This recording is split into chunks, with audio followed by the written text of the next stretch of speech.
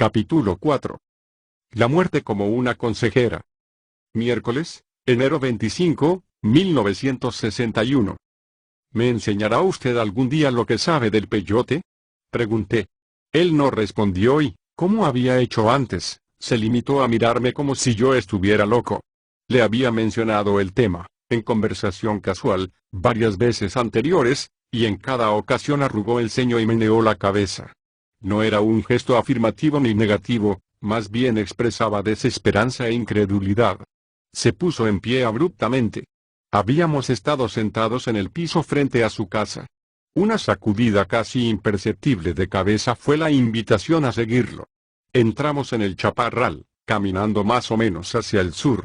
Durante la marcha, don Juan mencionó repetidamente que yo debía darme cuenta de lo inútiles que eran mi arrogancia y mi historia personal. Tus amigos, dijo volviéndose de pronto hacia mí. Esos que te han conocido durante mucho tiempo, debes ya dejar de verlos.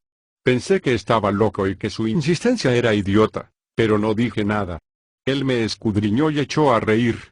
Tras una larga caminata nos detuvimos. Estaba a punto de sentarme a descansar, pero él me dijo que fuera a unos 20 metros de distancia y hablara, en voz alta y clara, a un grupo de plantas. Me sentí incómodo y aprensivo. Sus extrañas exigencias eran más de lo que yo podía soportar, y le dije nuevamente que no me era posible hablar a las plantas, porque me sentía ridículo. Su único comentario fue que me daba yo una importancia inmensa. Pareció hacer una decisión súbita, y dijo que yo no debía tratar de hablar a las plantas hasta que me sintiera cómodo y natural al respecto. Quieres aprender todo lo de las plantas, pero no quieres trabajar para nada, dijo, acusador. ¿Qué te propones? Mi explicación fue que yo deseaba información fidedigna sobre los usos de las plantas, por eso le había pedido ser mi informante. Incluso había ofrecido pagarle por su tiempo y por la molestia. Debería usted aceptar el dinero, dije. En esta forma los dos nos sentiríamos mejor. Yo, entonces, podría preguntarle lo que quisiera, porque usted trabajaría para mí y yo le pagaría. ¿Qué le parece? Me miró con desprecio y produjo con la boca un ruido majadero, exhalando con gran fuerza para hacer vibrar su labio inferior y su lengua. Eso es lo que me parece, dijo, y rió histéricamente de la expresión de sorpresa absoluta que debo haber tenido en el rostro. Obviamente, no era un hombre con el que yo pudiera vérmelas fácilmente. Pese a su edad, estaba lleno de entusiasmo y de una fuerza increíble. Yo había tenido la idea de que, por ser tan viejo, resultaría un informante perfecto. La gente vieja, se me había hecho creer, era la mejor informante porque se hallaba demasiado débil para hacer otra cosa que no fuese hablar. Don Juan, en cambio, era un pésimo sujeto. Yo lo sentía incontrolable y peligroso. El amigo que nos presentó tenía razón. Era un indio viejo y excéntrico, y aunque no se haya perdido de borracho la mayor parte del tiempo, como mi amigo había dicho, la cosa era peor aún, estaba loco. Sentí renacer las tremendas dudas y temores que había experimentado antes. Creía haber superado eso. De hecho, no tuve ninguna dificultad para convencerme de que deseaba visitarlo nuevamente. Sin embargo, la idea de que acaso yo mismo estaba algo loco se coló en mi mente cuando advertí que me gustaba estar con él. Su idea de que mi sentimiento de importancia era un obstáculo, me había producido un verdadero impacto. Pero todo eso era al parecer un mero ejercicio intelectual por parte mía. Apenas me hallaba cara a cara con su extraña conducta, empezaba a experimentar aprensión y deseaba irme. Dije que éramos tan distintos que, pensaba, no había posibilidad de llevarnos bien. Uno de nosotros tiene que cambiar, dijo él, mirando el suelo. ¿Y tú sabes quién? Empezó a tararear una canción ranchera y, de repente, alzó la cabeza para mirarme. Sus ojos eran fieros y ardientes. Quise apartar los míos o cerrarlos, pero para mi completo asombro no pude zafarme de su mirada. Me pidió decirle lo que había visto en sus ojos. Dije que no vi nada, pero él insistió en que yo debía dar voz a aquello de lo que sus ojos me habían hecho darme cuenta. Pugné por hacerle entender que sus ojos no me daban conciencia más que de mi desazón, y que la forma en que me miraba era muy incómoda. No me soltó. Mantuvo la mirada fija. No era declaradamente maligna ni amenazante, era más bien un mirar misterioso pero desagradable. Me preguntó si no me recordaba un pájaro. ¿Un pájaro? exclamé. Soltó una risita de niño y apartó sus ojos de mí. Sí, dijo con suavidad. Un pájaro muy raro. Volvió a atrapar mis ojos con los suyos y me ordenó recordar. Dijo con extraordinaria convicción que él sabía que yo había visto antes esa mirada. Mi sentir de aquellos momentos era que el anciano me encolerizaba, pese a mi buena voluntad, cada vez que abría la boca. Me le quedé viendo con obvio desafío. En vez de enojarse echó a reír. Se golpeó el muslo y gritó como si cabalgara un potro salvaje. Luego se puso serio y me indicó la importancia suprema de que yo dejara de pelear con él y recordarse aquel pájaro raro del cual hablaba. Mírame a los ojos, dijo. Sus ojos eran extraordinariamente fieros. Tenían un aura que en verdad me recordaba algo, pero yo no estaba seguro de qué cosa era.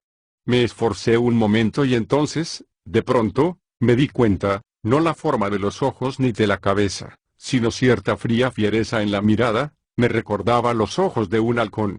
En el mismo instante en que lo advertí, don Juan me miraba de lado, y por un segundo mi mente experimentó un caos total.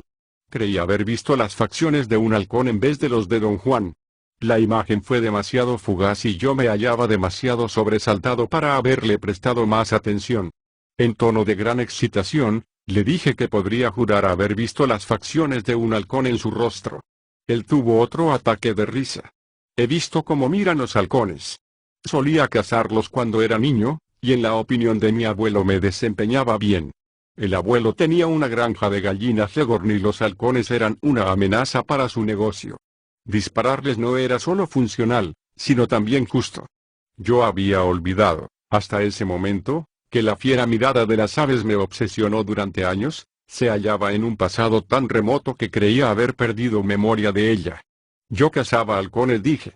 Lo sé, repuso don Juan como si tal cosa. Su tono contenía tal certeza que empecé a reír. Pensé que era un tipo absurdo. Tenía el descaro de hablar como si en verdad supiese que yo cazaba halcones. Lo desprecié enormemente. ¿Por qué te enojas tanto?, preguntó en un tono de genuina preocupación. Yo ignoraba por qué. Él se puso a sondearme de un modo muy insólito. Me pidió mirarlo de nuevo y hablarle del pájaro muy raro que me recordaba. Luché contra él y, por despecho, dije que no había nada de qué hablar. Luego me sentí forzado a preguntarle por qué había dicho saber que yo solía cazar halcones. En lugar de responderme, volvió a comentar mi conducta. Dijo que yo era un tipo violento, capaz de echar espuma por la boca al menor pretexto. Protesté, negando que eso fuera cierto. Siempre había tenido la idea de ser bastante simpático y calmado. Dije que era culpa suya por sacarme de mis casillas con sus palabras y acciones inesperadas. ¿Por qué la ira?, preguntó. Hice un avalúo de mis sentimientos y reacciones. Realmente no tenía necesidad de airarme con él. Insistió nuevamente en que mirara sus ojos y le hablara del extraño halcón. Había cambiado su fraseo. El pájaro muy raro de que hablaba antes se había vuelto el extraño halcón.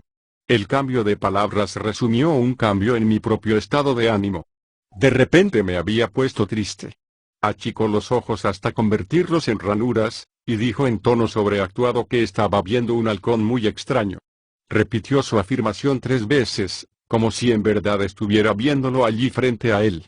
¿No lo recuerdas?, preguntó. Yo no recordaba nada por el estilo. ¿Qué de extraño tiene el halcón?, pregunté. Eso me lo debes decir tú, repuso.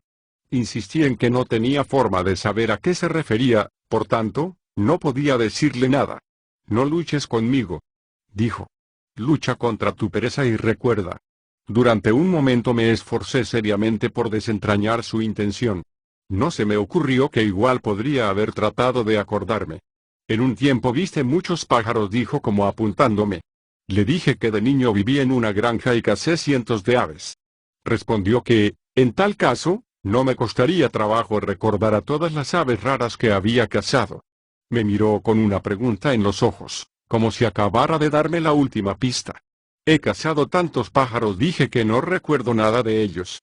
Este pájaro es especial, repuso casi en un susurro. Este pájaro es un halcón. Nuevamente me puse a pensar a dónde querría llevarme. ¿Se burlaba? ¿Hablaba en serio? Tras un largo intervalo, me instó otra vez a recordar. Sentí que era inútil tratar de acabar con su juego. Solo me quedaba jugar con él. ¿Habla usted de un halcón que yo he cazado? Pregunté. Sí, murmuró con los ojos cerrados. ¿De modo que, esto pasó cuando yo era niño? Sí. Pero usted dijo que está viendo ahora un halcón frente a usted. Lo veo. ¿Qué trata usted de hacerme? Trato de hacerte recordar. ¿Qué cosa? Por amor de Dios. Un halcón rápido como la luz, dijo mirándome a los ojos. Sentí que mi corazón se detenía. Ahora mira, me dijo. Pero no lo hice. Percibía su voz como un sonido leve. Cierto recuerdo colosal se había posesionado de mí. El halcón blanco. Todo empezó con el estallido de ira que tuvo mi abuelo al contar sus pollos Leghorn. Habían estado desapareciendo en forma continua y desconcertante. Él organizó y ejecutó personalmente una meticulosa vigilia, y tras días de observación constante vimos finalmente una gran ave blanca que se alejaba volando con un pollo en las garras. El ave era rauda y al parecer conocía su ruta. Descendió desde el cobijo de unos árboles, aferró el pollo y voló por una abertura entre dos ramas. Ocurrió tan rápido que mi abuelo casi ni vio al ave, pero yo sí, y supe que era en verdad un halcón. Mi abuelo dijo que, en ese caso, debía ser un albino. Iniciamos una campaña contra el halcón albino y 2 veces creí tenerlo cazado. Incluso dejó caer la presa, pero escapó. Era demasiado veloz para mí. También era muy inteligente, nunca regresó a asolar la granja de mi abuelo. Yo habría olvidado el asunto si el abuelo no me hubiese aguijoneado a cazar el ave. Durante 2 meses perseguí al halcón albino por todo el valle donde vivíamos. Aprendí sus hábitos y casi me era posible intuir su ruta de vuelo, pero su velocidad y lo brusco de sus apariciones siempre me desconcertaban. Podía yo alardear de haberle impedido cobrar su presa, quizá todas las veces que nos encontramos, pero nunca logré echarlo en mi morral. En los 2 meses en que libré la extraña guerra contra el halcón albino, solo una vez estuve cerca de él. Había estado cazándolo todo el día y me hallaba cansado. Me senté a reposar y me quedé dormido bajo un eucalipto. El grito súbito de un halcón me despertó. Abrí los ojos sin hacer ningún otro movimiento, y vi un ave blancuzca encaramada en las ramas más altas del eucalipto. Era el halcón albino. La caza había terminado. Iba a ser un tiro difícil, yo estaba acostado y el ave me daba la espalda. Hubo una repentina racha de viento y la aproveché para ahogar el sonido de alzar mi rifle 22 largo para apuntar. Quería esperar que el halcón se volviera o empezara a volar, para no fallarle. Pero el ave permaneció inmóvil. Para mejor dispararle, habría tenido que moverme, y era demasiado rápida para ello. Pensé que mi mejor alternativa era aguardar. Y eso hice durante un tiempo largo, interminable. ¿Acaso me afectó la prolongada espera, o quizá fue la soledad del sitio donde el halcón y yo nos hallábamos? De pronto sentí un escalofrío ascender por mi espina y, en una acción sin precedente, me puse en pie y me fui. Ni siquiera vi si el halcón había volado. Jamás atribuí ningún significado a mi acto final con el halcón albino. Pero fue muy raro que no le disparara. Yo había matado antes docenas de halcones. En la granja donde crecí, matar aves o cazar cualquier tipo de animal era cosa común y corriente. Don Juan escuchó atentamente mientras yo narraba la historia del halcón albino. ¿Cómo supo usted del halcón blanco? Pregunté al terminar. Lo vi, repuso. ¿Dónde?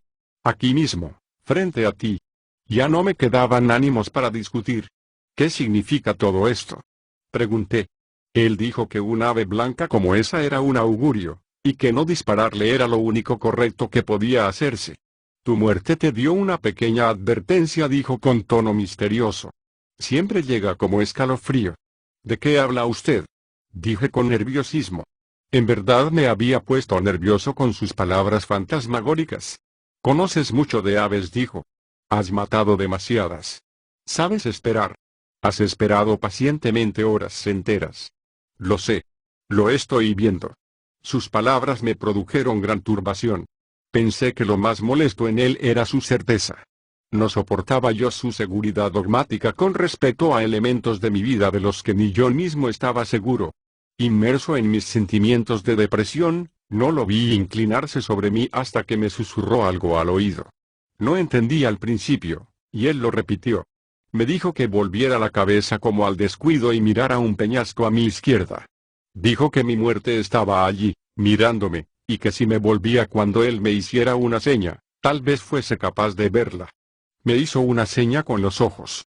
Volví la cara y me pareció ver un movimiento parpadeante sobre el peñasco. Un escalofrío recorrió mi cuerpo, los músculos de mi abdomen se contrajeron involuntariamente y experimenté una sacudida, un espasmo. Tras un momento recobré la compostura y expliqué la sombra fugaz que había visto como una ilusión óptica causada por volver la cabeza tan repentinamente. La muerte es nuestra eterna compañera, dijo don Juan con un aire sumamente serio. Siempre está a nuestra izquierda, a la distancia de un brazo. Te vigilaba cuando tú vigilabas al halcón blanco, te susurró en la oreja y sentiste su frío, como lo sentiste hoy. Siempre te ha estado vigilando. Siempre lo estará hasta el día en que te toque. Extendió el brazo y me tocó levemente en el hombro, y al mismo tiempo produjo con la lengua un sonido profundo, chasqueante. El efecto fue devastador, casi volví el estómago. Tú eres el muchacho que acechaba su casa y esperaba pacientemente, como la muerte espera. Sabes muy bien que la muerte está a nuestra izquierda, igual que tú estabas a la izquierda del halcón blanco. Sus palabras tuvieron la extraña facultad de provocarme un terror injustificado. La única defensa era mi compulsión de poner por escrito todo cuanto él decía. ¿Cómo puede uno darse tanta importancia sabiendo que la muerte nos está acechando?, preguntó. Sentí que mi respuesta no era en realidad necesaria. De cualquier modo, no habría podido decir nada. Un nuevo estado de ánimo se había posesionado de mí. Cuando estés impaciente, prosiguió, lo que debes hacer es voltear a la izquierda y pedir consejo a tu muerte. Una inmensa cantidad de mezquindad se pierde con solo que tu muerte te haga un gesto, o alcances a echarle un vistazo, o nada más con que tengas la sensación de que tu compañera está allí vigilándote. Volvió a inclinarse y me susurró al oído que, si volteaba de golpe hacia la izquierda, al ver su señal, podría ver nuevamente a mi muerte en el peñasco. Sus ojos me hicieron una seña casi imperceptible, pero no me atreví a mirar. Le dije que le creía y que no era necesario llevar más lejos el asunto, porque me hallaba aterrado. Él soltó una de sus rugientes carcajadas. Respondió que el asunto de nuestra muerte nunca se llevaba lo bastante lejos.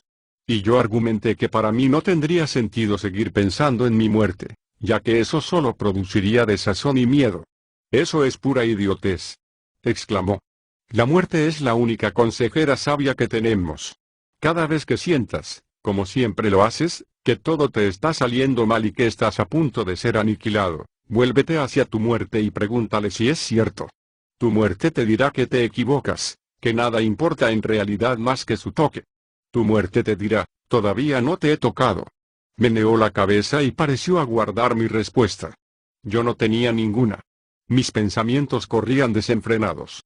Don Juan había asestado un tremendo golpe a mi egoísmo. La mezquindad de molestarme con él era monstruosa a la luz de mi muerte. Tuve el sentimiento de que se hallaba plenamente consciente de mi cambio de humor. Había vuelto las tablas a su favor. Sonrió y empezó a tararear una canción ranchera.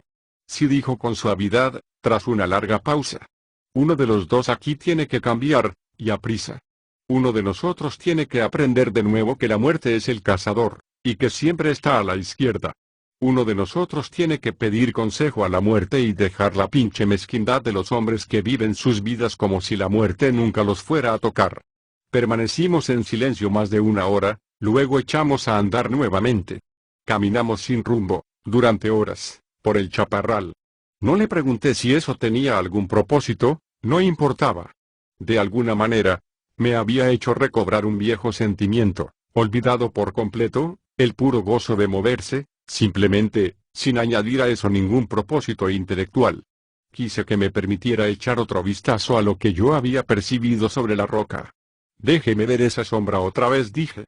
¿Te refieres a tu muerte, no?, replicó con un toque de ironía en la voz. Durante un momento sentí renuencia de decirlo. Sí, dije por fin. Déjeme ver otra vez a mi muerte. Ahora no respondió. Eres demasiado sólido. ¿Perdón? Echó a reír, y por alguna razón desconocida su risa ya no era ofensiva e insidiosa, como anteriormente. No pensé que fuera distinta, desde el punto de vista de su timbre, su volumen, o el espíritu que la animaba. El nuevo elemento era mi propio humor. En vista de mi muerte inminente, los miedos y la irritación eran tonterías. Entonces déjame hablar con las plantas, dije. Rió a más no poder. Ahora eres demasiado bueno, dijo, aún entre risas. Te vas de un extremo al otro. Apacíguate. No hay necesidad de hablar con las plantas a menos que quieras conocer sus secretos, y para eso necesitas el más recio de los empeños.